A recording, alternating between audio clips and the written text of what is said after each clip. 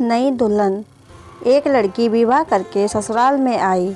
घर में एक तो उसका पति था, एक सास थी और एक दादी सास थी। वहाँ आकर उस लड़की ने देखा कि दादी सास का बड़ा अपमान तिरस्कार हो रहा है। छोटी सास उसको ठोकर मार देती, गाली दे देती। यह देखकर उस लड़की को बड़ा बुरा लगा और दया भी आई। उसने विचार किया कि अगर मैं सास से कहूँगी कि आप अपनी सास का तिरस्कार मत किया करो तो वह कहेगी कि कल की छोकरी आकर मेरे को उपदेश देती है, गुरु बनती है। अतः उसने अपनी सास से कुछ नहीं कहा। उसने एक उपाय सोचा। वह रोज काम धंधा करके दादी सास के पास जाकर बैठ जाती और उसके पैर दबाती। जब वह वहाँ ज़्यादा बैठने लगी तो यह सास को सुहाया नहीं। एक दिन सास ने उससे पूछा कि बहू, वहाँ क्यों बैठी हो? लड़की ने कहा कि बोलो, काम बताओ। सास बोली कि काम क्या बताएं, तू वहाँ क्यों जा बैठी? लड़की बोली कि मेरे पिताजी ने कहा था कि जवान लड़कों के साथ तो कभी बैठना ही नहीं, जवान लड़कियों के साथ भी कभी मत बैठना। जो घर में बड़े बूढ़े हो उनके पास बैठना, उनसे शिक्षा लेना। हमारे घर में सबसे बूढ़ी ये ही है और किसके पास बैठूं?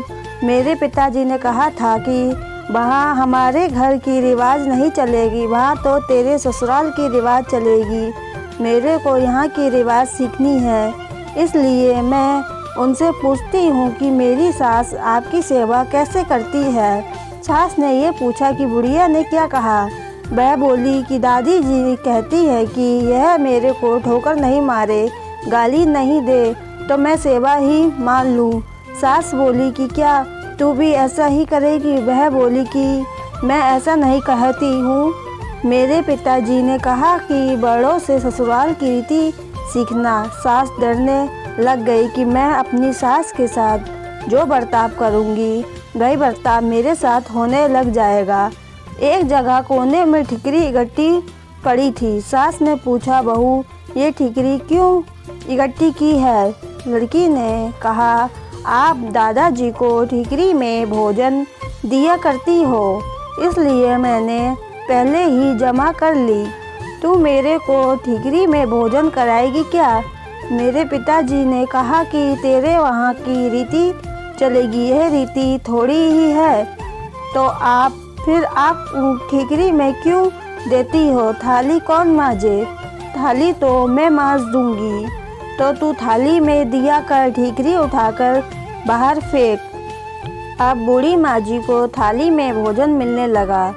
सबको भोजन देने के बाद जो बाकी बचे वह खिचड़ी की खुरचन कंकड़ वाली दाल माँ जी को दी जाती थी। लड़की उसको हाथ में लाकर देखने लगी। सास ने पूछा, बहू क्या देखती हो? मैं देखती हूँ कि बड़ों को भोजन कैसे दिया जाए।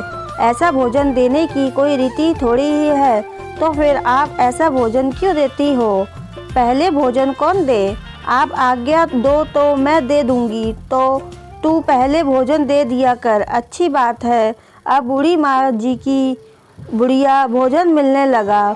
रसोई बनते ही वह लड़की ताज़ी खिचड़ी, ताज़ा फुल्का, दाल, साग ले जाकर माँ जी को दे देती। माँ जी तो मन ही मन आशीर्वाद देने लगी। माँ जी दिन भर एक खटिया में पड़ी रहती।